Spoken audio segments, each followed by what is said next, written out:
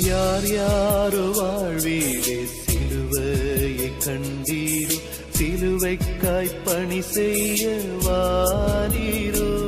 கிறிஸ்துவுக்குள் பிரியமானவர்களே, மரணத்தை ஜெயித்து உயிரோடு இழந்த ஆண்டவர் இயேசு கிறிஸ்துவின் நாமத்தினாலேயும் NGPM SMPM மிஷனரி இயக்கத்தின் சார்பிலே உங்கள் அனைவருக்கும் எங்கள் அன்பான வாழ்த்துக்கள். எழுந்து கட்டுவோம் வாருங்கள் என்கிற நிகழ்வுக்கு உங்களை அன்போடு கூட வரவேற்கிறோம். என் அன்பானவர்களே, இந்த நல்ல செய்தியை சொல்வதற்காக ஒரு 70 பேர் கொண்ட குழுவாக நம்முடைய பாரத நாட்டிலே நாம் இயங்குகிறோம். அன்புக்குரியவர்களே, இது ஒரு சபையுமல்ல, சபையை சார்ந்த அமைப்புமல்ல, மாறாக அனைத்து சபை கிறிஸ்தவர்களோடு கரங்கோர்த்து இயேசு கிறிஸ்துவின் நற்செய்தியை அறிவிக்கிறதுக்கு வாருங்கள் என்று எல்லா சபை கிறிஸ்தவர்களுக்கும் தரிசனம் கொடுக்கிற ஒரு அமைப்பு. ஆண்டவரின் கிருபையினாலே இதுவரையிலேயும் இந்தியா முழுவதிலேயும் 24 மாநிலங்களில் 167 மிஷனரி குடும்பங்கள் 138 விதமான ஜனங்கள் மத்தியில் நற்செய்தி அறிவிக்கிறோம். நேபாள் நாட்டில் 5 மிஷனரிகள் நம்மோட பணியாற்றுகிறார்கள். அங்கே 22 விதமான ஜனங்கள் மத்தியில் நான் கர்த்தருடைய வார்த்தை அறிவிக்கிறோம். இதுவரையிலையும் செய்த நற்செய்தியின் ஊழியமாக சுமார் 2772 பேர் முதல் தலைமுறை கிறிஸ்தவர்களாக தங்களுடைய வாழ்வாதாரத்தை மாற்றி சுமார் 372 கிராமங்களில் இயேசுவை ஆராதிக்கிறார்கள். இதுவரையிலேயும் 16 ஆலயங்கள் கட்டியிருக்கிறோம். வருகிற சனிக்கிழமை ஹோசூர் தமிழ்நாட்டில் ஹோசூர் என்கிற பகுதியில் ஒரு ஆலய பிரதிஷ்டை இருக்கிறது. அதையும் சேர்த்தால் 17 ஆலயங்களை பிரதிஷ்டை செய்திருக்கிறோம். 11 இடங்களில் கட்டுமான வேலைகள் நடந்து கொண்டிருக்கிறது. சுமார் 55 இடங்களில் ஆலய வேலை ஆரம்பிக்கிறதற்கான ஆயத்த பணிகள் நிலங்களோடு கூட ஆயத்தமாக இருக்கிறது. பொதுவாக இந்த ஜூலை, ஆகஸ்ட், செப்டம்பர் மாதங்கள் வட மாநிலங்களில் மழை சீசன். ஆகவே இந்த 3 மாதம் கழித்து செப்டம்பர் இறுதியிலே நாம் கட்டுமான வேலையை துரிதப்படுத்தி விடுவோம். ஆகவே எங்களுக்கு ஏராளமான ஸ்பான்சர் தேவை, ஜெர்மனி இடுங்க. அதோடு கூட இன்னும் நிறைய மிஷனரிமார் அப்ளிகேஷன்ஸை கையில் வைத்து எங்களோட தொடர்பில் இருக்கிறார்கள். இந்த அலுவலகத்தில் 250 அப்ளிகேஷன் அருமையானவர்களே காத்திருக்கிறது. ஆதிவாசி பிள்ளைகள் 210 பிள்ளைங்க படிக்காங்க. இன்னும் நிறைய பிள்ளைகளுடைய அப்ளிகேஷனுடைய கரங்களில் இருக்கிறது. அருமையானவர்களே, நாங்கள் எல்லாருக்கும் நற்செய்தி அறிவிக்க வேண்டும். நம்ம நாட்டில் 4 லட்சம் கிராமங்களில் இன்னும் திருச்சபைகள் கிடையாது. அங்கே எல்லாம் சபைகளை கட்ட வேண்டும் என்று ஒரு தரிசனம் பெற்றிருக்கிறோம். ஆண்டோட வருகை தாமதிக்குமே என்றால் 2030க்குள்ளாக மிஷன் இந்தியா 2030 என்ற ப்ராஜெக்ட் மூலமாக குறைந்தபட்சம் 1000 கிராமங்களில் ஆலயங்கள் கட்டிவிட வேண்டும். அருமையானவர்களே, 100 மிஷன் சென்டர்ஸ் இந்தியாவில் எழுப்ப வேண்டும். ஒவ்வொரு சென்டர்ஸ் மூலமாக 100 லோக்கல் எவாஞ்சலிஸ்டை எழுப்ப வேண்டும் என்று சொல்லி நாங்கள் ஜெபம் பண்ணி ஆயத்தமாகி கொண்டிருக்கிறோம். நீங்களும் எங்களுக்காக ஜெபம் பண்ணுங்க. பணித்தடங்களில் நடைபெறுகிற ஊழியங்களை அறிந்து கொள்வதற்கு மாதந்தோறும் ஆத்மாவை தேடி என்கிற பத்திரிகை நாங்கள் வெளியிடுகிறோம். இந்த பத்திரிகை ஆண்டுடைய வருகைக்கு நாம் எப்பொழுதும் ஆயத்தமாக இருக்க வேண்டும் என்கிறதை மனதில் வைத்து கடந்த காலங்களில் நடந்த பல சம்பவங்களை சாட்சியாக எழுதியிருக்கிறோம். மனிதனை மனிதனாக வாழ வைத்தாரே இயேசு கிறிஸ்து. இந்த மனிதனாக மனிதர்களை வாழ வைக்கிற இந்த பண்பு நிறைந்த ஊழியம்தான் இந்த நற்செய்தி ஊழியம். என் அன்புக்குரியவர்களே, கோமணம் பாய்ச்சிக்கிட்டு இருந்தவனை ஃபேண்டு சட்டை போட வைத்து, சட்டை போடாத இருந்தவனை சட்டை போட வைத்து அழகு பார்க்கிறவர் இயேசு கிறிஸ்து. ஏனென்றால் ஒவ்வொரு மனுஷனும் அவருடைய சாயலே உருவாக்கப்பட்டான் என்று எழுதியிருக்கிறது. எல்லா மனிதர்களுக்குமே ரத்தம் சிவப்பாக தான் இருக்கும். அருமையானவர்களே, நம்ம சில குரூப்ஸை வச்சுருக்கிறோமே தவிர தாழ்ந்த இனத்தவனுக்கு கருப்பு கலர்லையும், உயர்ந்த இனத்தவனுக்கு ரெட் கலர் க்ரீன் கலர்லையும், மிடில் இருக்கிறவங்களுக்கு ரெட் கலரில் அப்படிலாம் கிடையவே கிடையாது. தேவனின் படைப்பு மிக சமீபமாக தான் இருந்தது. அருமையானவர்களே, ஆகவே தான் இந்த நல்ல செய்தி நம்ம நாட்டவர்களுக்கு வேணும். பார்த்துக்குங்க அருமையானவர்களே, இந்த செய்தியை கேள்விப்பட்டு ஆண்டவரை ஏற்றுக்கொள்வதற்கு மக்கள் கூட்டமாக ஆயத்தமாக இருக்கிறார்கள். நேற்றைய தினத்தில் 19 பேர் மத்திய பிரதேசத்தில் பேப்டிசம் எடுத்தாங்க. இன்னும் நிறைய இடங்களில் ஆயத்தமாக இருக்கிறாங்க. காரணம் என்னென்னா, மெய்யான வழியை கண்டுபிடிக்க வேண்டும் என்ற ஆசை, தேவை நிறைந்த ஜனங்களின் தேவைகளை சந்திக்கிறவர் ஆண்டவராக இயேசு கிறிஸ்து. பஞ்சாபில் நம்முடைய ஒரு விசுவாசி கர்த்தருடைய ஆலயத்துக்கு வந்தார். அவருடைய வீட்டை சுற்றிலும் எங்கேயுமே தண்ணீர் கிடையாது. நீ கிறிஸ்துவை ஏற்றுக்கொண்டதுனால உனக்கு தண்ணீரும் தரமாட்டோம்னு சொல்லி எல்லாரும் ஒதுக்கி வச்சுட்டாங்க. ஆக ஊரை விட்டு வெளியே போக வேண்டிய நிலையில் இருந்த அவருக்கு இருந்த கொஞ்ச நேரத்தில் ஜெபம் பண்ணி விசுவாசத்தோடு ஒரு சின்ன பள்ளம்தான் தோண்டினார். 10 அடி தோண்டும் போதே தண்ணீர் நீரூற்றாக பொங்கி வர ஆரம்பித்தது. ஏன் சொல்கிறேன் என்றால், இயேசுவை நம்புகிறவர்களை அவர் ஒரு நாளும் வீணாக விட மாட்டார். ஆகாயத்து பட்சிகளுக்கு போஷிக்கிறது போல, காடுகளில் பூக்கிற புஷ்பங்களுக்கு உடுத்து வைக்கிறது போல அவர் உடுத்து வைக்கிற ஆண்டவர். அதே போல் உத்தரப்பிரதேசத்தில் லால்கஞ்ச் எங்களுடைய பணித்தளத்தில் ஒரு சகோதரி நடக்க முடியாதபடி முடமாக்கப்பட்டிருந்தார்கள். அவர்களுக்கு நிறைய மருத்துவம், நிறைய மந்திரவாதங்கள், பூஜைகள், எதுலேயுமே விடுதலையே கிடையாது. இப்படி இருக்கையிலே தான் முடவர்களை இயேசு நடக்க பண்ணுகிறார் என்கிற செய்தியை அந்த மகள் கேள்விப்பட்டார்கள். முடவர்களை நடக்க பண்ணுகிற ஒரு கடவுள் இருப்பார்னா அவர் தான் எனக்கு வேணும்னு சொல்லி இந்த மகள் இயேசுவை ஏசாயா 26:3 உறுதியாய் பற்றி கொண்டதுனால அந்த மகள் இன்றைக்கு நடந்தே சபைக்கு வருகிறார்கள். இப்படி நிறைய காரியங்களை சொல்லி கொண்டு போவேன். என் அன்புக்குரியவர்களே, இந்த நாட்டில் இந்த மாபெரும் நற்செய்தி ஊழியங்களை அறிவிக்கிறதற்கு எங்களுக்கு நிறைய ஸ்பான்சர் வேணும். பார்த்துக்குங்க, ஒரு மிஷினரிக்கு 3000 ரூபா வாங்குகிறோம். ஒரு ஆதிவாசி குழந்தைக்கு ஒரு பகுதி 600, முழுமையமாக படிக்க வைக்க 1200, மிஷினரி குழந்தைகளை படிக்க வைக்கிறதுக்கு 1000 ரூபா வாங்குகிறோம். பணித்தடங்களில் ஆலயம் கட்ட ஒரு சதுரடிக்கு 1000 ரூபாய். அருமையானவர்களே, நீங்கள் 1000 ஸ்கொயர் ஃபீட்டில் கோயில் கட்டுறதுக்கு 8 லட்சம் ரூபா, 600 ஸ்கொயர் ஃபீட்டில் 5 லட்சம் ரூபாய்க்கு அழகான ஆலயங்களை கட்டிவிடலாம். 3 லட்சம் ரூபாய்க்கு கட்சா ஆலயங்களை கட்டுகிறோம். அருமையானவர்களே, நீங்கள் ஜெபம் பண்ணிக்கிடுங்க. உங்களுடைய வீட்டில் நடக்கிற பிறந்த நாள், இன்னும் திருமண நாள், சிறப்பான நாட்களுக்கு என்று சொல்லி ஒரு காணிக்கை பெட்டி வைத்திருக்கிறோம். அதோடு கூட தொழில் முனைவர்கள் தினமும் தொழிலை ஆரம்பிக்கும் போது ஜெபம் பண்ணி, அதே போல் தங்களுடைய தொழிலை நிறைவு செய்யும்போது கர்த்தருக்கு நன்றி சொல்லி இதில் காணிக்கை எடுத்து வைக்கும்போது அவர்களை ஆண்டவர் நிறைவாக 1 சாமுவேல் 2:30 கனம் பண்ணி மீதமானவைகளை தொழில்துறையில் எடுக்க பண்ணுவார். ஆகவே இந்த ஊழியங்களிலே நீங்கள் உங்களை ஒரு பங்காளராக இணைத்து கொள்ளும்படி உங்களை அன்போடு கூட கேட்டுக்கொள்கிறோம். அன்புக்குரியவர்களே, விடுதி கட்டுமானங்கள் நிறைய இடங்களில் செய்ய வேண்டியதாக இருக்குது. ஒரு 15க்கு 10 ஒரு ஹால் கட்டுறதுக்கு 1 லட்சம் ரூபா. பலர் பொருத்தனை பண்ணி காணிக்கை அனுப்புகிறாங்க. நீங்களும் அனுப்புனீங்கன்னா வாடகை இல்லாமல் விடுதியை நம்ம நடத்த முடியும். அருமையானவர்களே, கடந்த வாரத்தில் நேபாள் நாட்டில் இருக்கிற நம்முடைய விடுதியில் சூறை காற்று, ஒரு புயல் திடீர்னு அடித்து எல்லாம் அந்த ஷெட்டெல்லாம் தூக்கி, பாத்திரங்கள், அந்த தண்ணீர் டேங்கு எல்லாம் நசுங்கி போச்சு. இந்த செய்தியை கேள்விப்பட்ட ஒரு அண்ணன், நான் உடனடியாக ஒரு 10,000 ரூபா தரேன், தண்ணி டேங்கு பிள்ளைகளுக்கு ஒழுங்கு பண்ணுங்கன்னு சொல்லி அறிவுனாரில் திரிபுரா போயிருந்தேன். நிறைய அனாதை பிள்ளைங்க, அம்மா இருந்தால் அப்பா கிடையாது, அப்பா இருந்தால் அம்மா கிடையாது, நிறைய பேருக்கு யாருமே கிடையாது.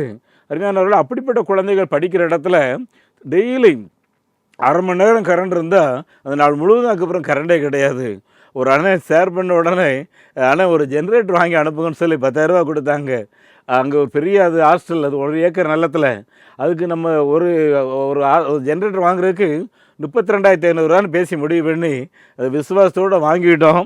ஆண்டவர் உங்களோட பேசுவார் என்றால் உதவி செய்யலாம். அன்புக்குரியவர்களே, இந்த ஊழியத்தை முன்னேற்ற பண்ணி ப்ரொமோஷனல் ஒர்க் பண்ணுறதுக்கு எங்களுக்கு ப்ரொமோஷனல் ஒர்க்கர் தேவை. கோயம்புத்தூர், நாகர்கோவில், திருச்சி, இன்னும் சென்னை, பாம்பே, பெங்களூர் போன்ற பகுதிகளில் செய்வதற்கு ஆட்கள் தேவை.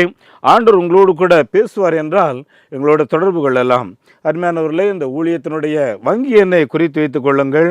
நெகேமியா new generation partaker moment, State Bank of India, account number 42 17 80 20 691, IFSC code SPIN 0061767. அதே போல் salvation mission partaker moment SMPM, South Indian Bank, IFSC code SIPL 0000886, account number 0886073000169. எங்களுடைய தொடர்பு எண் 9043867550, 9447375550. அருமையானவர்களே, இந்த வாரத்திலே நம்முடைய சின்னாட் காலண்டர் அட்டவணையின்படி குடும்ப ஞாயிறு. ஆகவே குடும்பம் என்பது என்ன என்பதை குறித்து ஒரு சில குறிப்புகளை உங்களோடு கூட நான் பகிர்ந்து கொள்ள விரும்புகிறேன். முதலாவது, நீங்கள் ஆதியாகமத்தின் புஸ்தகத்தில் முதலாவது அதிகாரம் 27வது வசனத்தை வாசித்து பார்த்தீர்கள் என்றால், தேவனாகிய கர்த்தர் மனிதனை அவருடைய சாயலாக உருவாக்கினார் என்று எழுதியிருக்கிறது. எப்படி மனிதன் இன்றைக்கு ஒரு மனித சாயல் என்று சொல்கிறோமே, இந்த சாயல் தேவ சாயல். இந்த தேவ சாயல் என்பது தனித்திருக்கக்கூடாது என்று தேவன் கண்டார் என்று சொல்லி ஆதியாகமம் 2வது அதிகாரம் 18 வாசிக்கிறோம். ஏன் தனித்திருக்க கூடாது என்று சொல்லி அவர் கண்டார் என்று பார்த்தீர்கள் என்றால், இந்த உலகில் இருக்கிற எல்லா ஜீவன்களுக்கும் முதல் மனிதன் ஆதாம் தான் பெயர் வைத்தார்னு பைபிள் எழுதியிருக்கு. இன்றைக்கி அவர் யானைன்னு சொல்லிட்டாருன்னா அதுதான் இன்றைக்கு வரைக்கும் யானையாக இருக்குது. ஆக இப்படி எல்லா ஜீவன்களுக்கும் பெயர் வைத்தார் அல்லவா.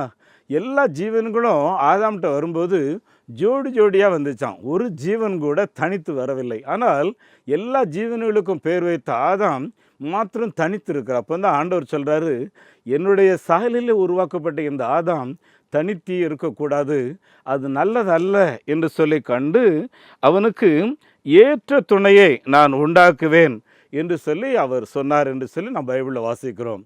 அன்புக்குரியவர்கள், இப்படி ஏற்ற துணையை உண்டாக்கும்போது இன்றைக்கு சரித்திரத்தில் சில இனங்கள் காலில் இருந்தோம், அப்புறம் இடுப்பில் இருந்தோம், அப்படி இப்படிலாம் சொல்கிறாங்க இல்லையா. இது இடுப்பில் இருந்தும் இல்லை, காலில் இருந்தும் இல்லை, தலையில் இருந்தும் இல்லை. ஆமாம், சரி சமமாக உருவாக்கும்படி ஒரு விலா எலும்பை உருவாக்கினார் என்று எழுதியிருக்கிறது. சரியா? அப்படின்னா மனுஷி 2 பேருமே தேவ சாயல், 2 பேருமே ஈக்குவல். ஆமாம், பார்த்துக்குங்க, இதில் உயர்வும் கிடையாது தாழ்வும் கிடையாதுங்கிறதுல தெளிவாக எழுதியிருக்கு. அன்புக்குரியவர்களே, இவர்களை குடும்பமாக தேவன் இணைக்கும் போது என்ன செய்கிறான்னு சொல்லி பார்த்தீங்கன்னா, 24வது வசனத்தில் வாசித்து பார்த்தீங்கன்னா, இவ்விதமாய் இந்த புருஷனானவன் தன் தகப்பனையும் தாயையும் விட்டு பிரிந்து தன் மனைவியோடு இசைந்து 2 பேரும் ஒரே மாம்சமாக இருப்பார்கள். ஒருவேளை தோற்றத்தின்படி 2 பேர்னாலும் அவர்கள் இருவர் அல்ல, ஒருவர் என்று ஆண்டவர் தெளிவாக அங்கே டிக்ளேர் பண்ணியிருக்கிறார். ஆகவே இந்த திருமணத்தை குறித்து சொல்லும்போது 1 கொரிந்தியர் 7வது அதிகாரத்தின் 3வது வசனத்தில் சொல்லும்போது என்ன சொல்கிறார் பாருங்க பவுல், புருஷன் தன் மனைவிக்கு செய்ய வேண்டிய கடமைகளை செய்ய கடவன், அப்படியே மனைவியும் தன் புருஷனுக்கு செய்ய வேண்டிய கடமைகளை செய்ய கடவர்கள் என்று எழுதியிருக்கிறது. அருமையானவர்களே, தாம்பத்தியம் என்பது இறைவனால் பரிசுத்தமாக்கப்பட்ட ஒன்று. சரியா? ஆனால் இன்றைக்கு அந்த தாம்பத்தியம் வியாபாரமாக்கப்பட்டு கொண்டிருக்கிறது. அது மாத்திரமல்ல, குடும்பங்களிலே தாம்பத்தியம் சிதைக்கப்படுகிறது. இரவு நேரங்களில் அருமையானவர்களே, நான் 40 வருஷமாக ஊழியம் செய்கிறேன். பல ஃபேமிலி கவுன்சிலிங் போகும்போது என்னுடைய மனைவினிடத்தில் சில சின்ன பிள்ளைங்க சொல்கிற காரியம், இரவு 1 மணி 2 மணிக்கு ஆன்லைனில் ஏதோ வீடியோவில் பார்த்துட்டு அந்த நேரத்தில் வந்து மிருகம் போல என்னோட நடந்து கொள்ளுகிறார் என்று சொல்லி. என் அன்புக்குரியவர்களே, இப்படி நான் சொல்கிற காரியத்துக்கு நீ அப்படியே உடன்படணும், கீழ்ப்பிடியணும், அடிமைப்படுத்தப்படணும் அப்படின்றது தேவ நோக்கமே கிடையாது. பார்த்துக்குங்க அருமையானவர்களே, தாம்பத்தியம் என்பது தேவனுடைய மனிதத்தை சொல்கிறாரு, அது ஒரு வழி பாதை கிடையாது, அது 2 பேருக்கும் ஈக்குவல் வழி என்று சொல்லி சொல்லுகிறார். அருமையானவர்களே, ஆண்களுக்கு எப்படிப்பட்ட உரிமையோ அதே உரிமை பெண்களுக்கு உண்டு என்பதை அங்கே அவர் சொல்ல வருகிறார். ஆகவே அப்படியானால் அருமையானவர்களே, இந்த இல்லற வாழ்வு என்பது, திருமணம் என்பது 2 பேரும் சமமாக மதிக்கிறோமா, அதை கனப்படுத்துகிறோமா என்று நாம் யோசித்து பார்க்க வேண்டும். இந்த இல்லறம் இல்லையென்றால் திருமணம் என்பது மதிக்கப்பட வேண்டிய ஒரு ஒன்று, கனமாக பண்ணப்பட வேண்டிய ஒன்று. ஏன்னா நல்லா யோசித்து கொள்ளுங்க, நம்முடைய சாயல் தேவ சாயல் இல்லையா. நாம் தேவனை கனம் பண்ண வேண்டும் என்று நாம் எல்லாரும் ஒருவருக்குற அடிக்கடி பேசுகிறோம். மதிக்க வேண்டும், கடவுளுக்கு பயப்பட வேண்டும் என்று சொல்லி. ஆனால் தேவ சாயல் உருவாக்கப்பட்ட 2 உடல் இருக்கிறதல்லவா, கணவன் மனைவி. இந்த 2 உடல்களும் ஒருவரை ஒருவர் சரியாக மதிக்க முதல்ல கற்றுக்கொள்ள வேண்டும். பார்த்துக்குங்க, நீ எனக்கு அடிமையாக தான் இருக்க அப்படிங்கிற மாதிரி 2 பேருமே ஒருவரை ஒருவர் நினைக்கவே கூடாது. அன்புக்குரியவர்களே, 2 பேருக்குமே தேவன் சொல்லும்போது, அருமையானவர்களே, நீங்கள் இந்த உலகை கீழ்ப்படுத்தி ஆண்டு கொள்ளுங்கள் என்று அவர் சொன்னார் என்று சொல்லி ஆதியாகமம் 1:28 வாசிக்கிறோம். ஆகவே தேவன் ஒரு பவர் இல்லைன்ற ஒரு அத்தாரிட்டியை கொடுக்கும்போது அது குடும்பத்தில் ஒருத்தருக்கு இல்லை, 2 பேருக்கும் சேர்த்தான் கொடுத்தாருங்கிறத தெளிவாக சொல்கிறாரு. அது மாத்திரமல்ல அருமையானவர்களே, இந்த குடும்பம் சமமாக எண்ணப்பட்ட காரியம், மதிக்கப்பட வேண்டிய காரியம், கனப்பட வேண்டிய இந்த காரியத்தை நம்முடைய ஆண்டவராகிய இயேசு கிறிஸ்து அவருடைய ஊழியத்தை ஆரம்பிக்கும் போது யோவான் 2வது அதிகாரம் 11வது வசனத்தில் எழுதியிருக்கு, ஒரு திருமண வீட்டுக்கு வந்து இயேசு கிறிஸ்து தம்முடைய முதல் அற்புதத்தை செய்து, இந்த இல்லறம் தேவனால் ஆசீர்வதிக்கப்பட்ட ஒன்று, இது மகிமையான ஒன்று, இது மகிழ்ச்சி கொடுக்கக்கூடிய ஒன்று என்று சொல்லி தெளிவாக சொல்லுகிறார். அருமையானவர்களே, ஒரு ஆய்வறிக்கை என்ன சொல்கிறோன்னு சொல்லி பார்த்தீங்கன்னா, கல்யாணம் ஆனவங்க இருக்காங்க இல்லையா, இவங்களுக்கு கணவன் மனைவியோட விட்டு கொடுத்து வாழ்ந்தாச்சுன்னா சக மனிதர்களோட 5 ஆண்டு கூட்டி ஆண்டவர் கொடுக்குறாருன்னு சொல்லி சொல்கிறார். இது ஒரு ஆரோக்கியம் அப்படின்னு சொல்லி சொல்கிறார் பார்த்துக்குங்க. அது மாத்திரமல்ல, இப்படி கணவன் மனைவியாக இணைக்கப்பட்டவர்கள் சின்ன சின்ன காரியத்துக்கு இப்படி ஒரு சட்டை அழுக்கா போச்சுன்னா கழட்டி போடுவாங்கல்ல, அதே மாதிரி நிறைய குடும்பங்கள் சின்ன சின்ன காரியங்களுக்கு கழட்டி போட்டுருணும் இல்லையா. இதன் விளைவு என்ன சொல்கிறாங்கன்னா, நீ 60 வயசு வாழணுன்ற அந்த நிலையில் இருப்பான்னா உனக்கு 10 வருஷம் குறைஞ்சி போகுது அப்படிங்கிறாங்க. அப்படியா அருமையானவர்களே, நாம் ஏன் அற்ப ஆயுளோடு கூட மறிக்க வேண்டும்? ஆகவே அருமையானவர்களே, இல்லற வாழ்வு இல்லை என்றால் தேவனாலே உருவாக்கப்பட்ட இந்த வாழ்வு நம்முடைய ஆயுசு நாட்களை கூட்டி கொடுக்கக்கூடிய ஒன்று. இன்னொன்றை கவனித்துக் கொள்ளுங்கள், இந்த மாதிரி சிக்கல்லாம் எனக்கு வேண்டாங்க, கல்யாணமே வேண்டாம், நான் தனித்து நான் சம்பாதிச்சு சந்தோஷமாக இருந்துக்கிறேன்னு சொல்கிறாங்க இல்லையா. இவர்களில் அநேகம் பேர் பார்த்திங்கன்னா 50 வயசுக்கு மேலே கொடூரமான வியாதிகளில் தாக்கப்பட்டு சீக்கிரத்தில் மரணத்தை சந்திக்க ஆரம்பித்து விடுகிறார்கள். சரியா? அப்படின்னா அருமையானவர்களே, இப்படி அரைகுறை வாழ்க்கை வாழாமதபடி நிறைவாக வாழ வேண்டும் என்று சொல்லி ஆண்டவர் விரும்புகிறார். அது மாத்திரமல்ல அருமையானவர்களே, சங்கீதம் 127 நீங்கள் வாசித்து பார்த்தீங்கன்னா அருமையானவர்களே, இது ஒரு ஆரோகண சங்கீதம் சொல்லி எழுதியிருக்கு. அதாவது அருமையானவர்களே, அதாவது பிள்ளைகள் குழந்தைகள் நம்ம வீட்டில் இருக்காங்க இல்லையா, இந்த பிள்ளைகள் கர்த்தரால் கிடைக்கிற சுதந்திரம்னு சொல்லி எழுதியிருக்கு. இந்த ஆரோகண சங்கீதம் அப்படின்னா என்ன அப்படின்னு சொல்லி பார்த்தீங்கன்னா, வாழ்விலே உயர்வை கொடுக்கிற ஒன்று. ஆமாம், நீங்கள் கீழே தான் இருந்திருப்பீங்க, ஆனால் குடும்பமான பின்பு நீங்கள் ஒரு சமூக அந்தஸ்தை பெறுகிறீங்க, இவன் ஒரு குடும்பஸ்தன் என்கிற உணர்வை பெறுகிறீங்க. அருமையான குடும்பமாக வாழ்கிறவங்களுக்கு தான் ரேஷன் கார்டை கொடுக்குறாங்க பார்த்துக்குங்க. பேச்சுலர் ரேஷன் கார்டு வாங்க முடியாது. அப்படின்னா என் அன்பானவர்களே, இது ஒரு சமூக உரிமையை கொடுக்கிற ஒன்று. அருமையானவர்களே, இந்த திருமண உறவுன்னு சொல்லி இருக்கு இல்லையா, கணவன் மனைவி உறவு என்பது இது மிகவும் புனிதமாக காக்கப்பட வேண்டிய ஒன்று பார்த்துக்குங்க. அது மாத்திரமல்ல, இந்த திருமணம் எல்லா கல்யாணங்கள்லேயும் நான் சொல்லக்கூடிய ஒரு காரியம் அருமையானவர்களே, ஏற்ற நேரத்தில் திருமணம் நடக்க வேண்டும். அருமையானவர்களே, சங்கீதம் 127 5வது வசனம் எழுதியிருக்குது, வால வயதின் குமாரர்கள் பலவான்கள் கையில் இருக்கிற அம்பாரத்தூணுக்கு ஒப்பாக இருக்கிறார்கள் சொல்லி. அப்படின்னா அருமையானவர்களே, 21 வயசு என்று அரசு நிர்ணயித்திருக்கும் என்றால் அந்த 21 வயதிலிருந்து ஒருவேளை ஆண்களுக்கு 25 என்று வைத்துக்கொள்வோம், பெண்களுக்கு 23 என்றால் அந்த குறிப்பிட்ட நேரங்களிலே கல்யாணத்தை செய்துவிட்டு அந்த குறிப்பிட்ட காலங்களிலேயே ஒவ்வொருவரும் தேவன் தரக்கூடிய புத்திர பாக்கியத்தையும் பெற்றுக்கொள்ள வேண்டும். அருமையானவர்களே, இந்த உலக இன்பத்துக்காக தள்ளி போடுதல் என்பது அந்த குழந்தையுடைய சரீரம் அடிக்கடி சளி பிடிச்சு எதிர்ப்பில்லாத நிலையில் போய்விடும். அப்படிப்பட்ட நிலைக்கு விட்டு விடாதபடி வாழ வயதின் பிள்ளைகளாக நாம் குழந்தைகளை பெற்றெடுக்க வேண்டும். அருமையானவர்களே, திருமண உறவு என்பது மிகவும் கனமனப்பட வேண்டிய ஒன்று, மிக முக்கியமான ஒன்று. ஏனென்றால் அருமையானவர்களே, கணவன் மனைவி 2 பேரும் ஆலயத்தில் நாம் சில நேரங்களில் வாக்கு தத்தம் கொடுக்குறோம் இல்லையா, இதை வாக்கு கொடுக்குறோமே, இதை கர்த்தர் இந்த இடத்துல நின்று கவனிக்கிறார் என்று வேதம் சொல்கிறது. மல்கியாவின் புஸ்தகம் 2வது அதிகாரத்தின் 14வது வசனத்தை வாசித்து பாருங்கள். அருமையானவர்களே, கர்த்தர் உன்னுடைய இளவயதின் மனைவிக்கு சாட்சியாக இருக்கிறார், உன் தோழியும் உன் உடன்படிக்கைய மனைவியாகிய அவளுக்கு நீ துரோகம் செய்தாயே என்று சொல்லி அங்கே எழுதப்பட்டிருக்கிறது.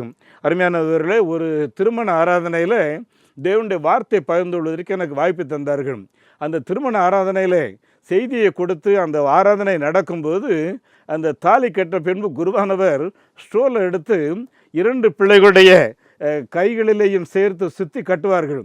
அருமையானவர்களே, அப்படி கட்டும்போது அந்த மகள் அதை எடுத்து இன்னும் கொஞ்சம் டைட்டாக சுற்றினாங்க. அப்படின்னா என்னென்னா, எங்கள் 2 பேரையும் தேவன் இந்த தேவாலயத்தில் இணைத்திருக்கிறார், இதுக்குள்ளே இடைச்செருகலாக வருவதற்கு யாருக்கும் உரிமை கிடையாது என்பது போல அந்த மகள் செய்தார்கள். அருமையானவர்களே, ஆராதனை முடிந்த பின்பு அந்த மகளும் அந்த மகனும் பேசும்போது சொன்ன காரியம் என்னன்னா, நம்ம கடவுளுக்கு முன்பாக அன்கண்டிஷனல் ஓத்துன்னா ஒருவரை ஒருவர் மனப்பூர்வமாக ஒப்புரவாக்கி தேவனுக்கென்று சமர்ப்பித்து வாக்குத்தத்தம் செய்திருக்கிறோம். இதை யாரும் மறுக்க முடியாது, நாம் இதை எளிதாக எடுத்துக்கொள்ள முடியாது என்று சொல்லி அந்த மகன் 2 பேரும் பேசி நான் உறுதியாய் நின்று வாழ வேண்டும் என்று சொல்லி தீர்மானம் எடுத்தார்கள். என் அன்புக்குரியவர்களே, இந்த பூமியில் எவனை விழுங்கலாமோ என்று சுற்றித்திருக்கிற பிசாசானவன் குடும்பங்களை சிதைக்கிறதுக்காக ஏராளமான காரியங்களை செய்கிறான். ஆனால் இந்த சிதைவுக்கு நாம் எள்ளளவும் விட்டு கொடுக்கக்கூடாது. இன்றைக்கும் யூதர்களுடைய திருமண ஆதி நாட்களில் இரத்தத்தினாலே அவர்கள் உடன்படிக்கை செய்வார்கள் என்று சொல்லி சொல்லுகிறார்கள். அருமையானவர்களே, இந்த ஒப்பந்தம் இரத்தத்தினால் ஏற்பட்டது, இதை மாற்ற முடியாது என்று சொல்லி என் அன்புக்குரியவர்களே, சாலமோன் அரசருடைய அனுபவம் என்ன என்று சொல்லி பார்ப்பீர்கள் என்றால், அவர் சொல்லும்போது வீடும் ஆஸ்தியும் பிதாக்கள் வைக்கும் சுதந்திரம், புத்தியுள்ள மனைவியோ கர்த்தர் அருளும் ஈவு என்று சொல்லுகிறார். ஆகவே புத்தியுள்ள மனைவியாக புத்தியுள்ள கணவனாக செயல்பட்டு இல்லற வாழ்க்கையை சிறப்பாக கட்டி எழுப்புவோம். இந்த கட்டி எழுப்புகிற காரியத்திற்கு தடையாயிருக்கிற எல்லா காரியங்களையும் உதறி தழுவோம். 1 பேதுரு 2:11 பேதுரு ஆலோசனை சொல்லும்போது, பிரியமானவர்களே, அந்நியர்களும் அலைகிறவர்களுமாக இருக்கிற நீங்கள் ஆத்துமாக்கு எதிராக போர் செய்கிற சரீர இச்சைகளை விட்டு விலகியிருங்கள் என்று சொல்லுகிறார். நம்முடைய சமாதானத்துக்கு, நம்முடைய நிம்மதிக்கு கெடுக்கிறதுக்கு எதெல்லாம் வருமோ அதெல்லாம் தூக்கி எறிந்து விட்டு நீங்கள் நிம்மதியை தேடி வாழுங்கள் என்று சொல்லுகிறார். என் அன்புக்குரிய தேவனுடைய பிள்ளைகளே, இந்த சாலமோன் சொல்லும்போது மனைவியின் சண்டை வீட்டில் ஓயாத ஒழுக்கு, அதாவது கூரை இல்லாத அந்த வீட்டில் மழை பெஞ்சால் எப்பொழுதும் தண்ணி ஒழுகி கொண்டிருக்குமே அப்படிப்பட்ட வீடுன்னு சொல்லி. அருமையான தேவனுடைய பிள்ளைகளே, நீங்கள் தேவனுடைய பிள்ளைகள், விசுவாச சந்ததிகள். உங்களுக்கு என்ன தேவை இருந்தாலும் முதலாவது இல்லறத்தின் தேவைகளுக்காக வீட்டு பொருள், ஒரு சமையல் பொருள் இல்லைன்னா கூட முழங்கால் படியிட்டு ஜெபம் பண்ண நாம் தெரிந்து கொள்ள வேண்டும். அருமையானவர்கள், அப்படி ஜெபம் பண்ணி நான் ஒரு காரியத்தை ஆண்டவருடைய சமூகத்தில் சொல்லிவிட்டு நீங்கள் உங்கள் கணவர்கிட்ட சொல்லி பாருங்கள். அருமையானவர்களே, அந்த குடும்பத்தில் அந்த தேவைகள் சந்திக்கப்படும்.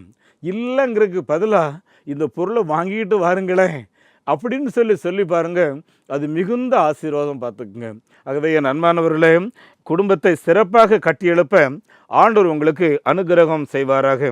அருமையானவர்களே, எந்த காரியத்துக்கும், அதாவது நான் எடுக்கிற எந்த முடிவுக்கும் நீ கட்டுப்பட்டவா, இதில் ஒரு மாற்றம் கிடையாது அப்படிங்கிற வார்த்தை விட்டுட்டு, அதாவது கொயினோனியான்னு சொல்வார்கள். அப்படின்னா ஒரு தெய்வீக பயம். அருமையானவர்களே, ஒருவருக்கொருவர் போதிக்கிறவர்கள், ஒருவருக்கொருவர் உத்தமாக இருக்கிறவர்கள், ஒருவருக்கொருவர் சாட்சியாக இருக்கிறது, ஒருவருக்கொருவர் நடைமுறை அனுபவங்களை பகிர்ந்து ஒருவரை ஒருவர் கட்டி எழுப்புகிற கிறிஸ்தவர்களாக, குடும்பங்களாக நாம் வாழ்வோமே என்றால் அது ஒரு பெரிய ஆசீர்வாதம். அருமையானவர்களே, அது மாத்திரமல்ல, பெண் பிள்ளைகளை குடும்பத்தில் நாம் வளர்க்கும்போது அதிக சிறப்பு கவனம் செலுத்தி நாம் வளர்க்க வேண்டும். அருமையானவர்களே, கத்தோலிக்க பைபிளில் சீராக் ஆதமம் என்று ஒன்று இருக்கிறது. அந்த சீராக் ஆதமத்தில் 43வது அதிகாரம் 9-11 வரை வாஸ்து பார்த்தீங்கன்னா, ஒரு யூத தகப்பன் தன் பெண் மகளை குறித்து அதிக அக்கறையோடு இருக்கிறார், பாரத்தோடு கூட இருக்கிறார். திருமணமாகாத முன்பு கருவுற்று விடுவாளோ, திருமணமான பின்பு இன்னொருடைய முகத்தை நோக்கி பார்த்து விடுவாளோ, இல்லை என்றால் திருமணமான பின்பு அவளுக்கு குழந்தை இல்லாமல் போகுமோ என்றெல்லாம் அதிக கருத்தோடு கூட அவர் ஜெபம் பண்ணுகிறார் என்று எழுதியிருக்கிறது. சமீபத்தில் பேப்பரில் வந்த ஒரு செய்தியை பாருங்கள். அந்த பிள்ளை ரொம்ப அழகான பிள்ளை, நல்ல குடும்பத்தை சார்ந்த பிள்ளை. தினந்தோறும் ஒரு டீ கடையில் அந்த பிள்ளைக்கு ஒரு ஜூஸ் குடிக்கிற பழக்கம் இருந்துச்சு. அவளை ஒத்த வயதில் ஒரு பிள்ளை அவளோட பழகி அந்த பிள்ளையை ஒரு சிறப்பு விருந்துக்கு கூப்பிடும்போது இந்த மகளும் சொல்கிறா, என்னுடைய ஸ்கூல் மேட் ஒருத்திக்கு இன்றைக்கி பர்த்டே, நான் இன்றைக்கி ராத்திரி வீட்டுக்கு வரமாட்டேன்னு சொல்லி அவங்க அம்மா அப்பாவும் அதுக்கு பர்மிஷன் கொடுத்ததுனால இன்னொரு வீட்டில் தங்கி அங்கே இருக்கும்போது போதை பொருளை கொடுத்து அந்த மகளை பலர் கெடுத்து மறுநாள் காலையில் வீட்டில் கொண்டு விடும்போது அந்த மகள் நடக்க முடியாமல் வீட்டுக்குள்ளே போகிறா. இந்த அக்காடா கேட்குறாங்க, சொல்லவே மாட்டேங்கிறா என்ன நடந்து சொல்லி. கடைசியில் மருத்துவர்கிட்ட போகும்போது தான் உண்மை தெரிய வர ஆரம்பிக்கிறது. அருமையான பெற்றவர்களே, கேட்குற வாலிப பிள்ளைகளே, தயவு செய்து யாரையும் நம்பி இரவு தங்குவதற்கு எங்கேயும் எந்த விருந்து காரியங்களிலேயும் கவனமாக இருங்கள். இது நம்முடைய வாழ்க்கையை நாசமாக்கிவிடும். ஆதியாகமத்தின் புத்தகம் 34வது அதிகாரம் முதல் 2 வசனங்களை வாசித்து பாருங்கள். லேயாள் அவள் யாக்கோபுக்கு பிறந்த 11 ஆண் பிள்ளைகளுக்கு பிறந்த ஒரு ஒரு ஒரு ஒரு அருமையான மகள், பெண்மகள் தீனாள். பார்த்துக்குங்க அருமையானவர்களை, 13 வயசில் அவள் தனியாக வீட்டை விட்டு புறப்பட்டு போய் தேசத்தெல்லாம் சுற்றி பார்க்கும்போது அந்த 13 வயது டீனேஜில் அவளுடைய தோற்றத்தை பார்த்த ஒரு சீகேமி என்ற ஒரு இளைஞன் அவளை பிடித்து அவளை சீரழித்தது மாத்திரமல்ல, ஒரு வேசியை போல நடத்தலாமோ என்று சொல்லி சிமியோன் கொந்தளித்து எழுந்து அது ஒரு கொலைமரமாக, ஒரு கலவர பூமியாக மாறினது என்று சொல்லி பார்க்கிறோம். அது மாத்திரமல்ல, தீனாலை குறித்து அதன் பின்பு நாம் சரித்திரத்தில் நாம் வாசிக்கவே முடியாது. என் அன்பான தேவ பிள்ளையே, வாலிப பிள்ளையே, சரித்திரம் படைக்கிறதற்காக தேவன் உங்களை அழைத்திருக்கிறாரே தவிர இப்படி சீரழிந்து போவதற்காக கிடையாது. ஆகவே இல்லறம் என்கிற காரியங்களில் நறுமனதோடு கூட வாழ தேவன் உங்களுக்கு உதவி செய்வாராக. உங்களுக்கு ஒரு புத்திர பாக்கியம் தருவார்னா அந்த புத்திர பாக்கியத்தை மிக சிறப்பாக வளர்க்கணும். ஆதியாகமத்தின் புத்தகம் 18வது அதிகாரம் 19வது வசனத்தை வாசித்து பாருங்க. ஆபிரகாமை குறித்து கர்த்தர் சொல்லும்போது, என் தாசனாகிய ஆபிரகாம் தன்னையும் தன் பிள்ளையையும் தனக்கு பிற்காலத்தில் வரக்கூடிய சந்ததியையும் தேவ பயத்தோடு கூட வளர்ப்பான் என்று கர்த்தர் எதிர்பார்த்தார் என்று சொல்லி எழுதியிருக்கிறது. என் அன்பான தேவ பிள்ளையே, அப்படி என்றால் நீங்களும் நானும் தேவன் தந்த குழந்தைகளை வளர்க்கிறதுல, குழந்தைகளுக்கு தெய்வ பக்தியை சொல்லிக் கொடுக்கறதுல, தேவ வசனத்தை சொல்லிக் கொடுக்கறதுல எப்படிப்பட்டவர்களாக இருக்கிறோம் என்று யோசித்து பாருங்கள். அன்புக்குரியவர்களே, இன்றைக்கும் யூதர்கள் ஆண்டுக்கு ஒரு முறை கூடார பண்டிகை கொண்டாடும் போது 7 நாட்கள் சுவையான உணவுகளை சாப்பிட்டு கடைசி ஒரு நாள் கசப்பான உணவை சற்று சாப்பிட சொல்லும்போது, ஏன் இந்த கசப்பான உணவை சாப்பிட வலியுறுத்துகிறீர்கள் என்று சொல்லும்போது, நம்முடைய முற்பிதாக்கள் எகிப்து நாட்டில் அடிமைகளாக கிடக்கும்போது பகல் முழுவதும் வேலை செய்தாலும் சாப்பிட உணவு கொடுக்க மாட்டாங்க. இரவில் அவர்கள் தான் அவர்களுக்கான உணவை தேடி எடுத்து வந்து சாப்பிட வேண்டும். இப்படிப்பட்ட நிலையில் இருக்கும்போது தான் கர்த்தர் ஓங்கிய பயத்தோடு வல்லமையோடு நம்முடைய முற்பிதாக்களை விடுவித்தார். அந்த விடுதலையின் செய்தியை உடைய குழந்தைகளுக்கு சொல்லுங்க. அருமையான இதை கேட்டுக்கொண்டிருக்கிற தேவ பிள்ளைகளே, உங்கள் பிள்ளைகளுக்கு உங்கள் அப்பா யார், அவங்க அப்பா யார், முப்பாட்டனார் யார், அவர் கோமணமாக வச்சுட்டு இருந்தார், காலில் செருப்போடாமல் நடந்தார், அவர் சட்டை போட்டிருக்க அவருக்கு உரிமை இல்லையே. இந்த செய்தியை என்னைக்காவது உங்கள் பிள்ளைகளுக்கு நீங்கள் சொல்லி பிள்ளைகளுக்கு இந்த விடுதலை கொடுத்த தேவனை பற்றும் அறிவிலே வளர்த்திருக்கிறோமா என்று யோசித்து பாருங்கள். அருமையானவர்களே, 4வதாக ஆதாம் கிளாக் சொல்லும்போது, திருமணத்துக்கு பின்பு கணவன் மனைவி ஒருவருக்கொருவர் ஊக்க கட்டி ஊன்ற எழுப்ப வேண்டும், உடைத்து நொறுக்குவதற்காக அல்ல. நான் இருக்கிறேங்க, நீங்கள் அப்படி சோர்ந்து போயிறீங்க, வாருங்கள் என்று சொல்லி துணிந்து நிற்கிறதற்கு கணவனை ஊக்குவிக்கிற மனைவியாக, இல்லை என்றால் மகளே ஏம்மா அதில் போனது போட்டோம், இனி இருக்கிறத நாம் சிறப்பாய் காப்பாற்ற சொல்லி ஒரு கணவன் தன் மனைவியை ஊக்கப்படுத்துகிறவராக, நான் உங்கூட இருக்கிறேன்னு சொல்லி நாம் திடப்படுத்துகிறவராக இருப்போம் என்றால் பலத்த ஆசீர்வாதம் நம்ம வீட்டில் காத்து கிடக்கு. ஆகவே தான் திருமணம் என்பது அருமையானவர்கள் 2 பேரும் ஒருவருக்கொருவர் ஊன்ற கட்டுவதற்காக. என் அன்பான தேவனுடைய பிள்ளை, இன்றைய கால வேளையில் அப்படிப்பட்ட போராட்டத்தை வெளியே வாருங்கள். ஆண்டவர் உங்களையும் உங்களுடைய குடும்பங்களையும் நிறைவாய் நடத்தி தேவ மகிமைக்காக உங்களை ஆசீர்வாதமாய் பூமியிலே சாட்சியாய் நிறுத்துவாராக. உங்களுக்கு நான் செபிக்கிறேன். பரலோகத்தின் பிதாவே, இந்த வார்த்தைகளை கேட்டுக்கொண்டிருந்த எங்கள் அன்பு பிள்ளைகள் எல்லார் மேலேயும் நீர் பிரசன்னராயிரும். இந்த வசனங்கள் உங்களுடைய பிள்ளைகளுடைய இருதயத்தில் 30, 60, 100 தங்கி பலன் கொடுக்கட்டும். ஆண்டவரே, தன்னுடைய குடும்பங்களை கிறிஸ்துவுக்கு மகிமையாய் கட்டி உருவாக்கும்படி, பிள்ளைகளை மகிமையாய் வளர்க்கும்படி இயேசுவின் நாமத்திலே கிருபை செய்வீராக. உங்களுடைய பிள்ளைகளின் குடும்ப தேவைகளை சந்தியும்.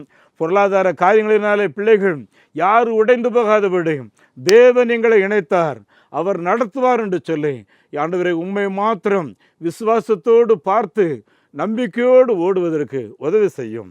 நீர் அப்படி செய்கிறதற்காக ஸ்தோத்திரம். ஆண்டவரும் இரட்சகரும் ஆகிய இயேசு கிறிஸ்துவின் நாமத்தில் இந்த ஜெபத்தை கேட்கின்றோம் பிதாவே, ஆமேன். நம்முடைய ஆண்டவர் இயேசு கிறிஸ்துவின் கிருபையும் பிதாவாகிய கடவுளின் அன்பும் பரிசுத்த ஆவியானுடைய நடத்துதல் ஆசீர்வாதம் ஒவ்வொரு வீடுகளிலேயும் நிறைவாய் தங்கியிருப்பதாக. ஆமேன். இந்த மாபெரும் நற்செய்தி பணியில் ஒரு ஆதிவாசி குழந்தைய நீங்கள் 600 ரூபாய் கொடுத்து படிக்க வைக்கலாமே, உங்களால் ஏன்ற தொகையை கொடுத்து ஒரு ஆலயங்கள் கட்டுவதற்கு தீர்மானம் எடுக்கலாமே. உங்களுடைய பங்குகள் என்ன?